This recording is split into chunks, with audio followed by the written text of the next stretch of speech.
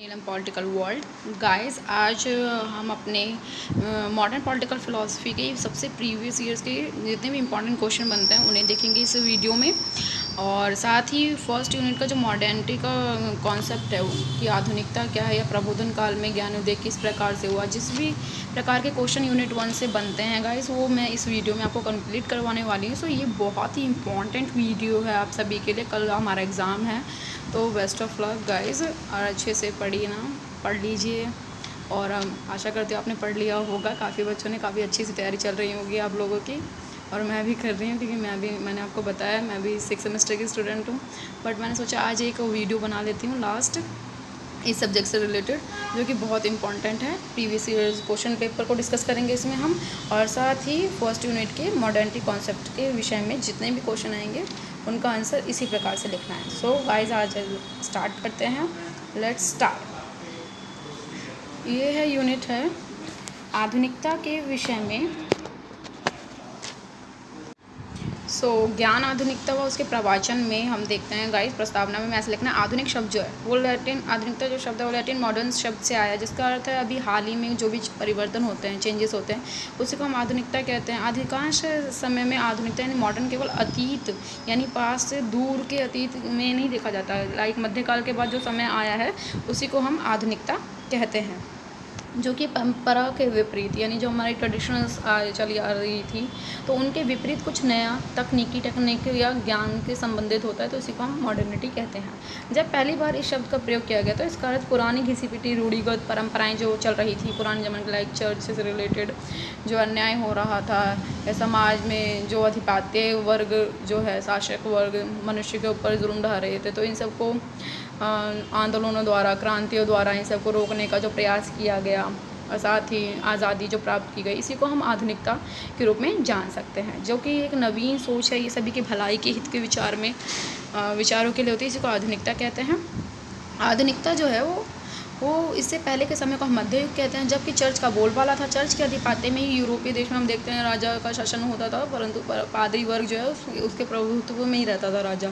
जो पादरी वर्ग के पॉप वगैरह कहते थे तो उसी को राजा और शासक मानते थे, जिससे कि राजनीति और धर्म अलग नहीं था, राजनीति धर्म के ऊपर ही हावी हुआ दिखाई देता था, जो कि कुरीतियों से भरा था।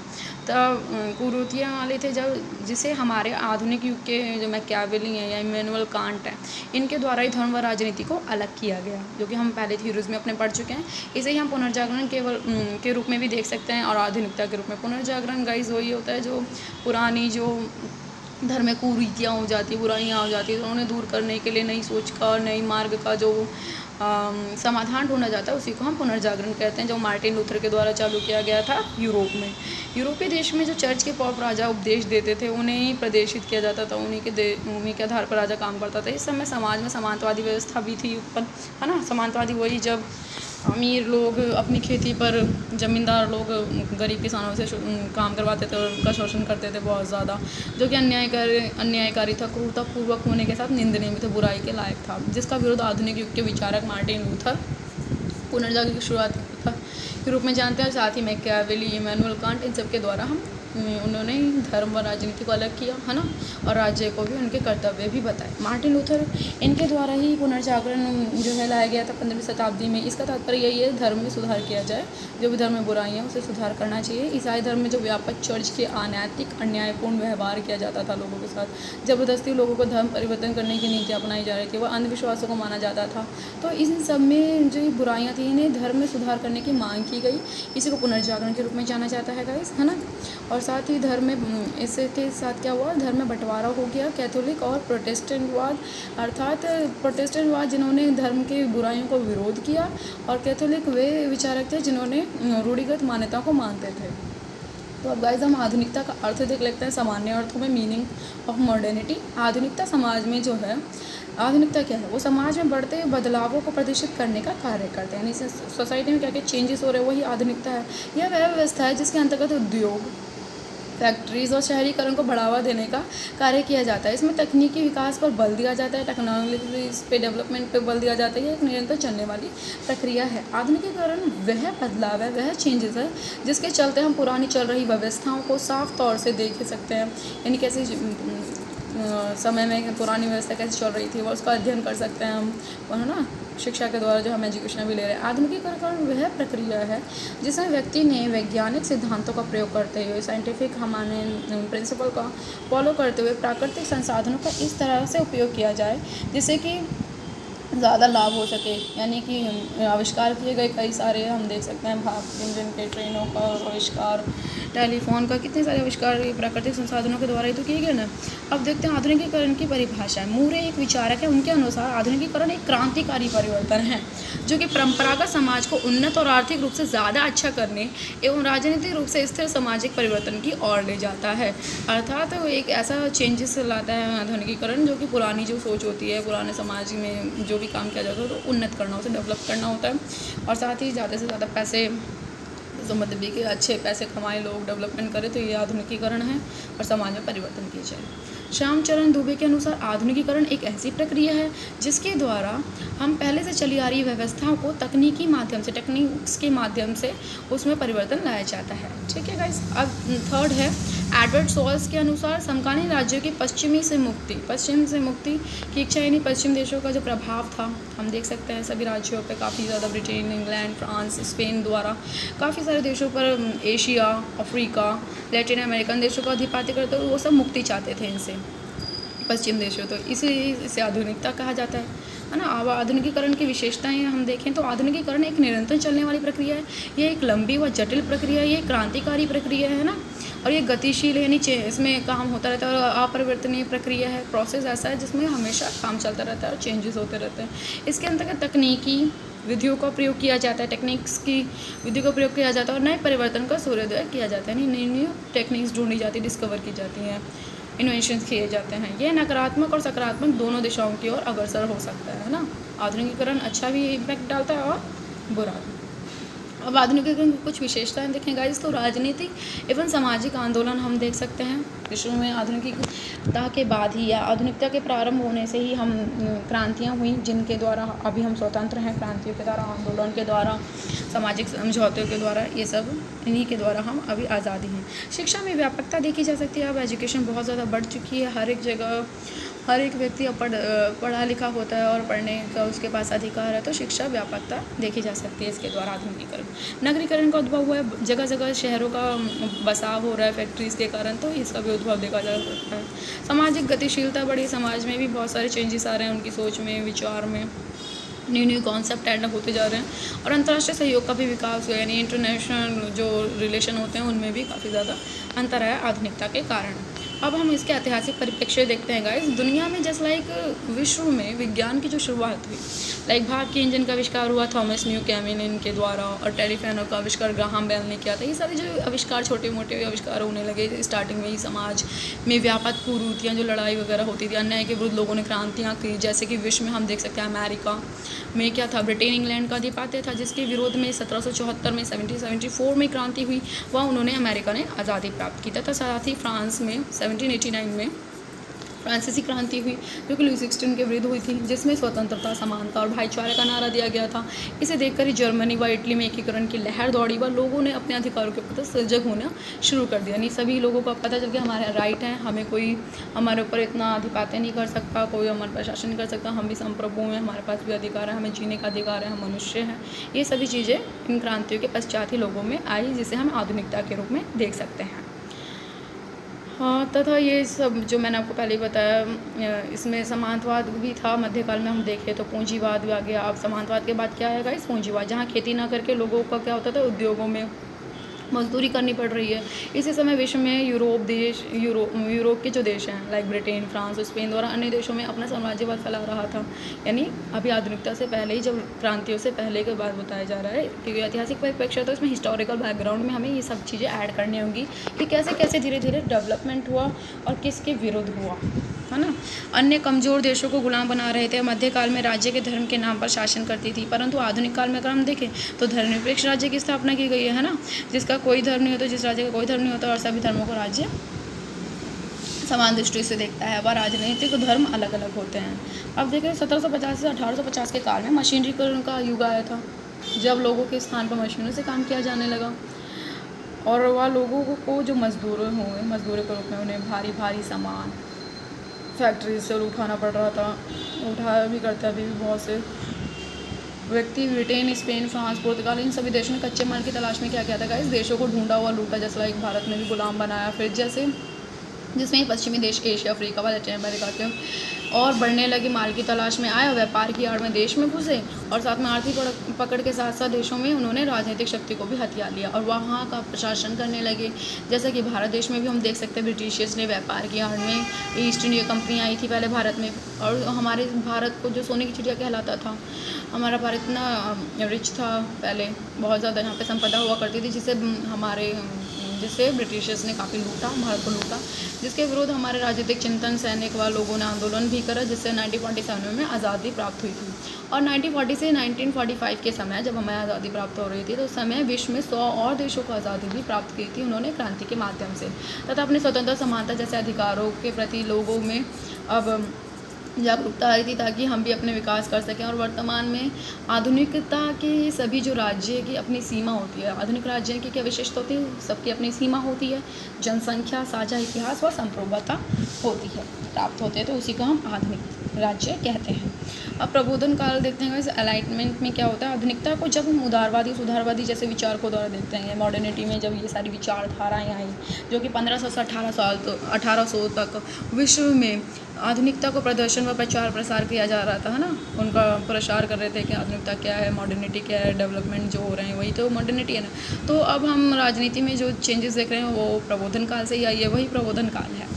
जब 1500 ईस्वी में मैकियावेली का जन्म हुआ और इटली में फ्लोरेंस में जो उनका जन्म हुआ था, और उसने जो राजनीति संबंधी अपने विचार दिए, जिसे हम पढ़ चुके हैं पहले ही, उन्होंने आधुनिकता व पुनर्जागरण के अग्रदूत भी माने जाते हैं, कि उन्होंने इतने अच्छे विचार दिए, राजा को उन्होंने आदेश दिए थे, मतलब कहा था कि व्यक्ति के हितों के लिए कार्य करें, क्योंकि उन्होंने अपने जर्मन फ्लोरेंस के राजा को आदेश दिया कि तुम सब एक हो जाओ, और उन्होंने एकीकरण पर बल दिया और इटली का एकीकरण करो, एक शक्तिशाली राज्य की स्थापना करो व धर्म को राज्य पर हावी ना होने दे, अर्थात धर्म व राज्य को अलग अलग समझा मैकियावेली ने सर्वप्रथम, और उनके द्वारा ही जर्मन के उन सभी लोगों में जान फूंक दी उन्होंने, एक तरीके से जो अब तक भूत बनकर खड़े हुए थे, यानी उनमें कोई जान नहीं लगती थी। अब वहाँ सभी लोग अपने स्वयं के अधिकारों के प्रति सजग हो चुके थे, सभी को पता था हमारा राइट क्या है। मैकियावेली व कांट, इमैनुएल कांट जैसे आधुनिक युग के विचारकों द्वारा, जब हम आधुनिकता, नवीन विचारों को साहित्य, लिटरेचर में अभी हम पढ़ रहे हैं ना, उनके बारे में विचारों को एक एक करके उन्होंने लिखा। अपने जो पहले ज़माने में जिस काल में ये दोनों थे, मैकियावेली एंड कांट, अपने अपने विचारों में उन्होंने पेपर पे लिखकर, सिंगल पेपर पे लिख के उन्होंने अपने विचारों को लोगों को समझाया कि आप समाज, राज्य, धर्म, स्वतंत्रता, अधिकार के मामले में जानने लगे लोग भी उनकी पुस्तक पढ़कर साथ में पहले पेपर पे लिखा करते थे। और इसी काल में विचारकों द्वारा ये प्रश्न भी उठाया गया कि आखिर कौन है जो भौतिक दुनिया को नियंत्रित करता है। शायद प्राकृतिक दुनिया, जब नेचुरल वर्ल्ड है वही करता है। आधुनिक काल में ही लोगों ने जो है, लोगों के द्वारा ज्ञान का अर्जन, नॉलेज को लेना, वो उपयोग, प्रचार, प्रसार हो रहा था। आधुनिक काल में लोगों में सारी नॉलेज आ रही थी, और मनुष्य अपनी बुद्धि, अपने माइंड व नवीन ज्ञान से कुछ भी कर सकता है, ये बिलीव किया जा रहा था। और ऑफकोर्स हम कुछ भी कर सकते हैं अगर हम माइंड से काम करते हैं और न्यू थिंग्स को अपनाते हैं तो। अब इसके पश्चात हम देख सकते हैं शास्त्रीय विज्ञानों के दर्शन को अध्ययन किया गया, यानी हम फिलॉसफीज़ को पढ़ते हैं और समझा गया। और ऐसा किया गया, क्या किया जाए, उसमें ये सवाल था कि राज्य को क्या, कितनी शक्ति दिए, कितना अधिकार दिया जाए कि वह लोगों के लिए कार्य कर सके, है ना। 18वीं सदी में यूरोप में आत्मज्ञान आया, यूरोप के लोगों ने समझा, ज्ञानात्मक उदय हुआ। जब 1724 में इमैनुएल कांट का जन्म हुआ, तब उन्होंने भी अपने विचारों में ज्ञान के संग्रह में बुद्धि, ज्ञान, इंद्रियों, सेंस ऑर्गन्स की बात करी, एक्सपीरियंस की बात करी उन्होंने, है ना। नॉलेज को महत्व दिया, अनुभववाद को महत्व दिया, साथ ही ये सब उन्होंने महत्व देकर अच्छे ज्ञानोदय का और आधुनिकता का विचार कहा जाता है। इसी कारण इमैनुएल कांट को भी आधुनिकता के मुख्य लक्षण देखें guys, main feature of modernity. तो तर्क, आधुनिकता में क्या हुआ, लोगों में तर्क की शक्ति आ गई। आधुनिक काल में ही क्या हुआ, लोगों में तर्क शक्ति का उदय हुआ कि उन्होंने क्यों करना, जवाब करना प्रारंभ किया, जो कि मध्यकाल में नहीं था। लोगों ने अब अपने अधिकारों, समानताओं, स्वतंत्रताओं की तर्क की मांग की और उन्हें प्राप्त भी किया। अनुभववाद, एम्पिरिसिज्म में क्या होता है, जो भी कार्य हम करते हैं ना, वह केवल अपने अनुभव के आधार पर ही करते हैं। लाइक हमें एक्सपीरियंस होता है हमारे ज्ञानेंद्रियों से, लाइक आँख, कान सुनकर, देखकर, महसूस कर कर जो हम सुनते हैं उसी से अनुभव प्राप्त करते हैं, और वो ही हमारी बुद्धि में कन्वर्ट करता है। वो अनुभव के द्वारा ही हम कार्य करते हैं, वो सफल भी होते हैं। वह सर्वे सर्वा यूनिवर्सल होते हैं। जो काम हम अनुभव के आधार पर करते हैं वही यूनिवर्सल होते हैं, जो कि लोगों के लिए सामान्य है व मान्यतापूर्ण है। थर्ड है सार्वभौमिकता, यानी मेन फीचर में सार्वभौमिकता भी है कि आधुनिक दुनिया में जो भी विचार व दर्शन दिए गए हैं वे सभी प्रगति के लिए होते हैं, यानी डेवलपमेंट के लिए तो हमें विचार दिए गए हैं कि हम अपना विकास कैसे कर सकें। सार्वभौमिकता अर्थात यूनिवर्सल होता है, जैसे कि यूरोप में गणित का जो भी फॉर्मूला है सभी के लिए होता है। जो यूरोप में फॉर्मूला यूज़ होता है वही भारत में भी, हमारे देश में भी मान्य है। इस आधुनिक दुनिया में जो भी विचार वस्तु का जो आविष्कार किया गया है, एक देश में अगर न्यू फोन बनता है हम देख सकते हैं तो सभी देशों में अब आ जाता है। तो ये सब किसका प्रभाव है? आधुनिकता का प्रभाव है, जिसे हम वैश्वीकरण के रूप में भी समझ सकते हैं। सॉरी। फॉर द प्रोग्रेस, प्रगति। सन 1500 से समाज में जो है ना बदलाव मूवमेंट्स होने लगे थे। शुरुआत हुई थी 1500 से ही ना, जब पुनर्जागरण काल आया था। तब वह अभी भी प्रगति माने नहीं, प्रोग्रेस जो चल रहा था और चल रहा है वो अभी भी चल रहा है और आगे भी चलेगा, प्रोग्रेस होता रहेगा समाज में। सभी क्षेत्रों में, विज्ञान जस्ट लाइक साइंस में, राजनीति में, समाज आदि में, यह सभी आधुनिकता ही है। समय चेंजेस होते हैं। इसी युग में समाज में व्यापक असमानता को कम करके या ख़त्म करके हम कार्ल मार्क्स के द्वारा देख सकते हैं वर्गहीन समाज को स्थापित करने की लिए उन्होंने लेख लिखे कि ऐसा युग भी आएगा, उनकी आशा है और साम्यवाद को स्थापना करने की उनकी उम्मीद है। कई देशों में अपनाया भी जा चुका है, परंतु संपूर्ण रूप में नहीं साम्यवाद आ पाता है, हम देख सकते हैं। प्रभुसत्ता और संप्रभुता आधुनिकीकरण में जब हम देखते हैं, आधुनिक युग में राज्य के द्वारा प्रभुसत्ता की मांग की गई है कि क्योंकि मध्यकाल में जब राज्यों ने अन्य शक्तिशाली देशों से साम्राज्यवाद का उन्होंने जुल्म सहे थे, उन्हें कोई भी राइट नहीं था, इतना ज़्यादा अन्यायपूर्ण उनके साथ व्यवहार किया जाता था। तो अब राज्यों ने स्वतंत्रता संग्राम के द्वारा अपने स्वयं को उपनिवेश से दूर कराया तथा साथ ही उन्होंने अपने राज्य को प्रभुसत्ता संपन्न राज्य बनाया। अर्थात जिससे कि प्रभुसत्ता संपन्न राज्य क्या होता है, जो कि अपने आंतरिक यानी देश के अंदर से और देश के बाहर बाउंड्री के बाहर से भी अपने आप को प्रोटेक्ट रख सकता है। सैनिक अपनी होती है उनकी और कोई भी उनका हस्तक्षेप ना करे, वही संप्रभु राज्य है। आंतरिक रूप से स्वतंत्र होता है, बाह्य रूप से स्वतंत्र होता है। बौद्धानामा के विचारक उनके अनुसार देश के केंद्रीकरण के प्राधिकारी के पास असीमित शक्ति होनी चाहिए।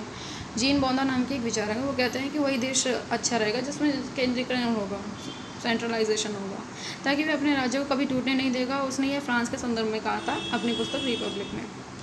ओके, सभी के लिए नहीं, फ्रांस के लिए कहा था, क्योंकि अब तो हम देखते हैं विकेंद्रीकरण का युग चल रहा है।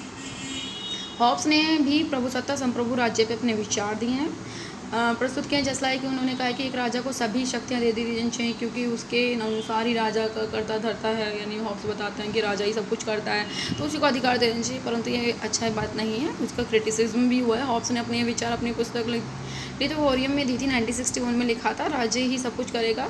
इससे कई विचारकों ने हॉब्स की आलोचना भी की जाती है ना, क्योंकि ऐसा तो नहीं हो सकता राज्य सर्व है, व्यक्ति का भी तो अंश होता ही है कि हॉब्स का राज्य संप्रभुता रहेगा, परंतु व्यक्ति को कोई अधिकार नहीं होगा। हॉब्स जो संप्रभुता की बात करता है ना, उसमें वो राज्य की संप्रभुता ही रहेगा, केवल राज्य की बात रहेगी। वहाँ पे व्यक्ति को कोई अधिकार नहीं, कोई स्वतंत्रता प्राप्त नहीं होगी, क्योंकि वह राज्य निरंकुश होगा। जनता उस पर कोई अंकुश नहीं लगा पाएगी, क्योंकि जनता ने उसे बनाया, ऐसा कहा है हॉब्स ने। अब नेक्स्ट देखते हैं व्यक्तिवाद। अब मॉडर्निटी में हम व्यक्तिवाद देखते हैं ना, दर्शन पर भी ध्यान दिया जाता है, लाइक जे.एस. मिल, जॉन रॉल्स, अच्छे जो नए आधुनिक विचारक हैं, उन्होंने व्यक्तिवाद पे जोर दिया।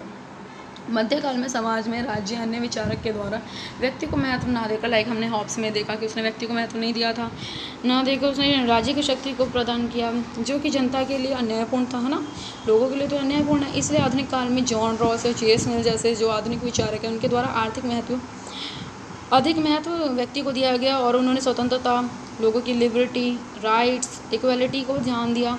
और जे.एस. मिल ने व्यक्तिवाद के प्रोत्साहन देते हुए कहा कि यदि एक साइकिल की एक चेन, उन्होंने एग्जाम्पल दिया है कि साइकिल की एक चेन भी टूट जाती है तो पूरी साइकिल ख़राब हो जाती है, उसी प्रकार अगर समाज में एक व्यक्ति भी ख़राब हो जाए तो पूरा समाज ख़राब हो जाएगा। इसलिए अब व्यक्ति की हम जो है आवश्यकताओं को ध्यान में रखकर उन्हें विकसित करना चाहिए, क्योंकि व्यक्ति बहुत ज़्यादा महत्वपूर्ण होता है ना। एग्जाम्पल तो समझ में आ गया होगा, इस बहुत अच्छा एग्जाम्पल दिया जे.एस. मिल ने।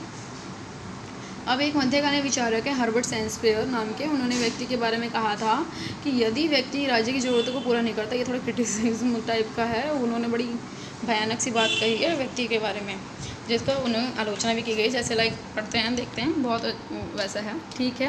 वो कहते हैं कि ठीक है, राज्य की ज़रूरतों को पूरा करता है व्यक्ति तो ठीक है, परंतु यदि वह बीमार हो जाता है, इल हो जाता है, तो उसे जीने का कोई अधिकार नहीं है। बताओ जी, ऐसा कोई हक नहीं है जीने का। वह ऐसे कहते हुए तो धरती का बोझ बना हुआ है, राज्य को इसकी मदद नहीं की जानी चाहिए। इस विचारक की अत्यंत आलोचना भी होनी भी चाहिए, क्योंकि उसने ऐसी लाइन बोली।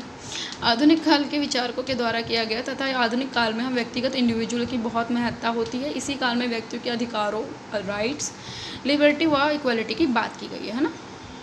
अब नाव धर्मनिरपेक्ष, जैसे हम जानते हैं सभी आधुनिक काल में सभी धर्मों को समान समझा जाता है। हमारे देश में भी वह राज्य का कोई धर्म नहीं होता है यहाँ पर, तथा सभी राज्य जो है सभी के साथ समान व्यवहार करता है, किसी भी धर्म को ऊंच नीच नहीं मानता, सभी समान होते हैं। वह धर्म और राजनीति अलग अलग रूप में भूमिका निभाती है। सहनशीलता, टॉलरेंस में क्या है, आधुनिक काल में जो नया तत्व सहनशीलता आया है, जो कि मध्य काल में यूरोप में क्या होता था, केवल एक ही धर्म का बोलबाला था, ईसाई धर्म का अधिपत्य था, जो कि पादरी पॉप कहते थे, वही राजा करता था। परंतु अब मॉडर्न युग में क्या हुआ है, राज्य में संबंधी सभी धर्मों के समान व्यवहार किया जाएगा। जैसे हम ऊपर भी पढ़ चुके हैं, राज्य सभी के साथ अच्छा व्यवहार करेगा, समान व्यवहार करेगा और सभी राज्यों के समक्ष समान होंगे। यह धार्मिक सहिष्णुता है। तो गाइज़, हमने मेन फीचर भी पढ़ लिया अच्छे से मॉडर्निटी की। I hope you will understand. ये बहुत अच्छा कॉन्सेप्ट है आधुनिकता पर। इसके बाद हम कांट के विचार, जो मैंने आपको पहली वीडियो, अपनी फर्स्ट वीडियो में समझाया था, और उस पर व्यूज़ भी काफ़ी अच्छे हैं, आप लोगों ने बहुत अच्छा उस पर रिस्पॉन्स किया है।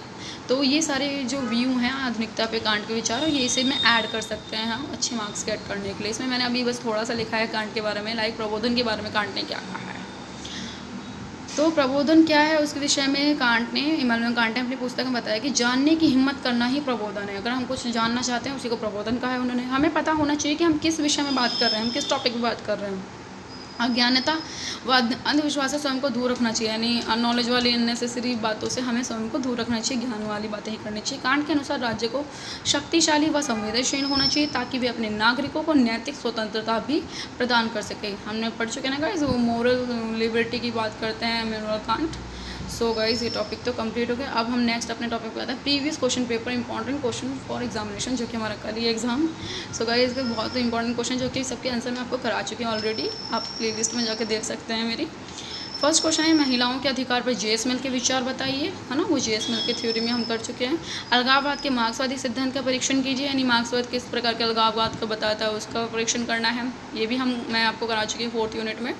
मैरी वॉस्टनक्राफ्ट के अनुसार समाज में महिलाओं के अधीन स्थिति के मुख्य कारक क्या हैं। ये प्रश्न बहुत इंपॉर्टेंट गाइज, हर साल रिपीटेड हैं ये सभी क्वेश्चन, जो कि हम पहले ही पढ़ चुके हैं अपनी वीडियोस में। तो बस इंपॉर्टेंट क्वेश्चन देख लीजिए। क्या आप जे.एस. मिल के अल्पसंख्यकों के अधिकार के विजेता के रूप में देखते हैं, यानी उन्होंने अल्पसंख्यकों की बात करी है, अर्थात महिलाओं की अधीनता के बारे में बात करी है, और साथ ही व्यक्तिवाद की बात करें, तो इसमें हमें जे.एस. मिल की थ्योरी के बारे में बताना है। 5th है कार्ल मार्क्स के ऐतिहासिक भौतिकवाद सिद्धांत क्या है, एंड किस प्रकार से वो ऐतिहासिक भौतिकवाद से किस प्रकार से भिन्न है, और इसका आलोचनात्मक व्याख्या करना है। 6th आधुनिकता की संकल्पना व्याख्या करें, जिस क्वेश्चन का भी मैंने आपको करवाया है। यह प्रबोधन ज्ञानोदय की परंपरा को कैसे प्रभावित करती है, इसमें जो हमने ऊपर पढ़ा है ना गाइस, ये पूरा आंसर इसमें आ जाएगा और हमें बहुत अच्छे मार्क्स मिलेंगे। 7th है जे.एस. मिल के स्वतंत्रता और विचार व्यक्त कीजिए, बहुत इंपॉर्टेंट क्वेश्चन है। 8th है रूसो के सामान्य इच्छा का सिद्धांत, या अर्थात इच्छाओं से किस प्रकार भिन्न है। ये भी हम अपनी रूसो वाली यूनिट 2 में पढ़ चुके हैं। रूसो के सामान्य इच्छा, उसकी जनरल विल और रियल विल, इन सब में एक्चुअल विल में डिफरेंसेस हम अच्छे से व्याख्या कर चुके हैं, तो उसे आप वीडियो में देख लेना और एनालिसिस करने लेना। 9th है मनुष्य स्वतंत्र जन्म लेता है किंतु जंजीरों से झगड़ा रहता है। रूसो के संदर्भ में ही इस कथन की व्याख्या करनी है, जो कि हम अपने वीडियो में पहले ही कर चुके हैं। हीगल के नेक्स्ट है लास्ट, हीगल के नागरिक समाज की प्रतिसंविधा क्या है, विश्लेषण सहित व्याख्या कीजिए, यानी इसमें हीगल की जो नागरिक सिविल सोसाइटी के बारे में उसने अपने विचार दिए उसे बताना है। सो गाइज, आज की video complete. I hope you will understand this concepts and important question. All the best of luck. कल एग्ज़ाम है हमारा, सो देखते हैं कैसा जाता है। आई होप अच्छा ही जाएगा, कि कितनी हमने तैयारी करी है। So best of luck, bye bye.